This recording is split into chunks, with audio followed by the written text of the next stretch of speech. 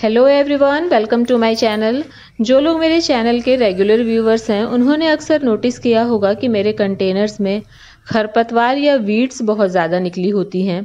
तो आज की वीडियो में हम यही देखेंगे कि ये इतनी ज़्यादा मात्रा में क्यों निकलती हैं, इसका क्या कारण है और क्या इसका उपाय हो सकता है। हो सकता है कुछ और लोगों की ये प्रॉब्लम हो और वो मुझसे रिलेट कर पाएँ। तो चलिए वीडियो शुरू करते हैं। तो क्यों निकलती है इतनी ज़्यादा मात्रा में खरपतवार? इसका सिंपल स्ट्रेट आंसर है गोबर की खाद। गोबर की खाद वैसे तो प्लांट्स के लिए बहुत अच्छी होती है, लेकिन इसका एक साइड इफ़ेक्ट है कि इसमें खरपतवार बहुत ज़्यादा निकलती है। आपने देखा है कि मैं अपने प्लांट्स के लिए गोबर की खाद हमेशा यूज़ करती हूँ, वर्मी कंपोस्ट यूज़ नहीं करती हूँ। और गोबर की खाद की वजह से ही मेरे कंटेनर्स में इतनी ज़्यादा मात्रा में वीड्स निकलती हैं। अगर आप इसकी जगह वर्मी कंपोस्ट यूज़ करते हैं तो ये प्रॉब्लम नहीं होगी, मतलब खाद की वजह से तो वीड्स नहीं निकलेंगी। वैसे तो वर्मी कंपोस्ट और गोबर खाद दोनों गोबर से ही तैयार की जाती है, लेकिन इसके बनाने के प्रोसीजर में अंतर है, इसलिए ये डिफरेंस है। गोबर खाद बनाने के लिए गोबर को खुले में किसी खुले प्लॉट पर डाल दिया जाता है, किसी खेत के किनारे या किसी खुली जगह पर गोबर का ढेर लगाया जाता है और उसे फिर महीनों तक ऊपर नीचे उल्टा पलटा जाता है ज़मीन पर। और ज़मीन के जो बैक्टीरिया होते हैं, माइक्रोब्स होते हैं, वो गोबर को डिकम्पोज करने का काम करते हैं।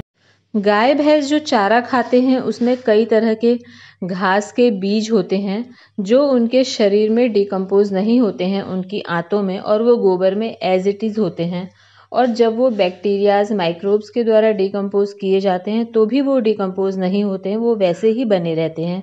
और खुले में गोबर पड़ा होने की वजह से हवा के द्वारा, पक्षियों के द्वारा भी कई तरह की सीड्स उसमें आ जाते हैं जो कि माइक्रोब्स बैक्टीरियाज डिकम्पोज नहीं कर पाते हैं। और जब इस तरह से तैयार की हुई खाद हम अपने कंटेनर्स में डालते हैं तो कंटेनर्स में आते ही ये सारे के सारे जो बीज हैं वो जर्मिनेट हो जाते हैं और खूब सारी घास, खूब सारे अनवांटेड प्लांट्स तरह तरह के हमारे कंटेनर्स में उगाते हैं। और ये प्रॉब्लम वर्मी कंपोस्ट में नहीं होती है, क्योंकि वर्मी कंपोस्ट केंचुओं के द्वारा तैयार की जाती है। इसके लिए अलग से सेटअप तैयार किया जाता है जिसमें गोबर और केंचुओं को डाला जाता है, और ये केंचुए गोबर खा करके जो वेस्ट निकालते हैं यही होती है वर्मी कंपोस्ट, जो कि पौधों के लिए बहुत अच्छी होती है। और जब ये गोबर केंचुओं के पेट में जाता है तो वो पूरी तरह से डिकम्पोज हो जाता है, उसमें जो सीड्स होते हैं वो भी डिकम्पोज हो जाते हैं, और इसलिए वर्मी कंपोस्ट से वीड्स निकलने की प्रॉब्लम बिल्कुल भी नहीं आती है। और न्यूट्रिशन वैल्यू भी देखें इसकी तो ये गोबर की खाद की अपेक्षा वर्मी कंपोस्ट में ज़्यादा होती है।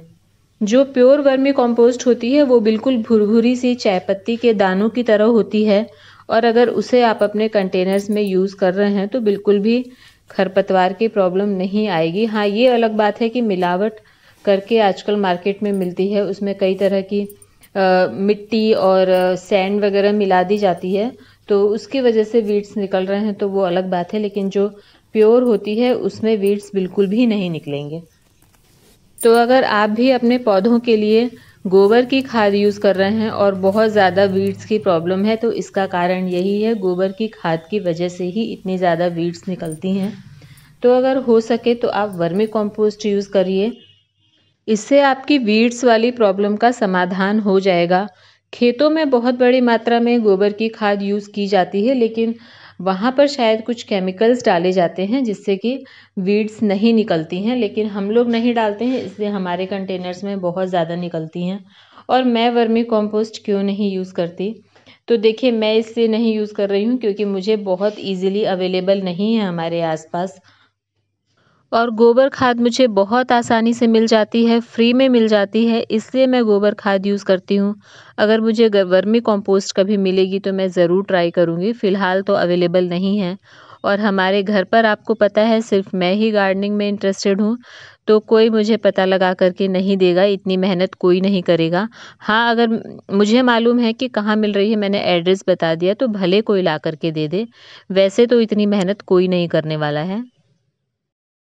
बड़े शहरों में वर्मी कंपोस्ट बहुत आसानी से मिल जाती है, नर्सरीज़ पर भी मिल जाती है बहुत आराम से, लेकिन छोटे शहरों में, छोटे कस्बों में ये दिक्कत आती है छोटी जगहों पर गोबर की खाद बहुत इजीली अवेलेबल है। आप कहीं से भी ले लीजिए, कैटल फार्म पर ले लीजिए या फिर घरों पर भी जो लोग गाय भैंस पाल रहे हैं उनके यहाँ भी बहुत आराम से मिल जाती है। कहीं से भी ले लीजिए और 1 भी रुपए नहीं लगाना पड़ता है, फ्री में मिल जाती है।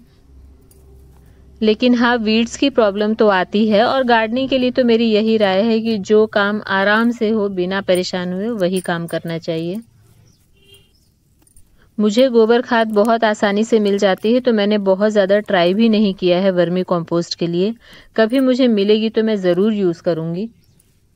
फिलहाल तो इसी से काम चल रहा है और वीड्स को जितना हो सके आप अपने कंटेनर से जल्दी निकालते रहिए, क्योंकि ये मिट्टी का न्यूट्रिशन लगातार लेती रहती हैं और मैं भी निकालती रहती हूँ, लेकिन फिर भी इतनी तेज़ी से इतनी ज़्यादा मात्रा में निकलती हैं। आज निकालो और 3-4 दिन में ये उतनी की उतनी फिर से नज़र आती हैं। इसलिए थोड़ा सा कंट्रोल हो पाना मुश्किल हो जाता है, क्योंकि बहुत ज़्यादा टाइम भी मैं नहीं दे पाती हूँ, इसलिए भी ये दिक्कत मुझे आती है। लेकिन चलिए कोई बात नहीं, बिना मेहनत के फल मिल जाए तो उसका कोई मज़ा भी नहीं है, इसलिए ये भी ज़रूरी है।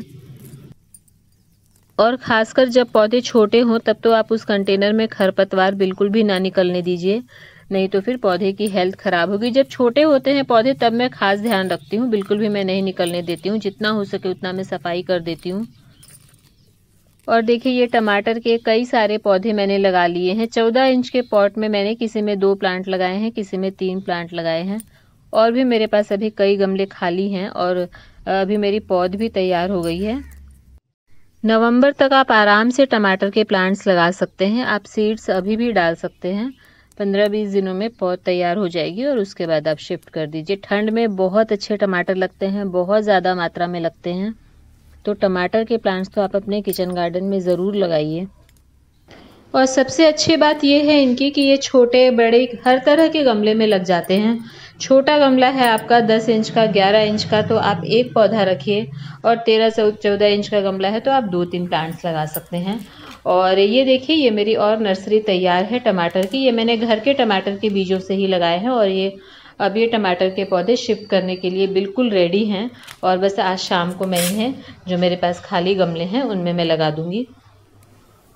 तो बस आज के लिए इतना ही। उम्मीद है वीडियो पसंद आई होगी, और अगर पसंद आती है, हेल्पफुल लगती है, तो लाइक कीजिए, चैनल को सब्सक्राइब कीजिए। मिलते हैं नेक्स्ट वीडियो में। Thank you.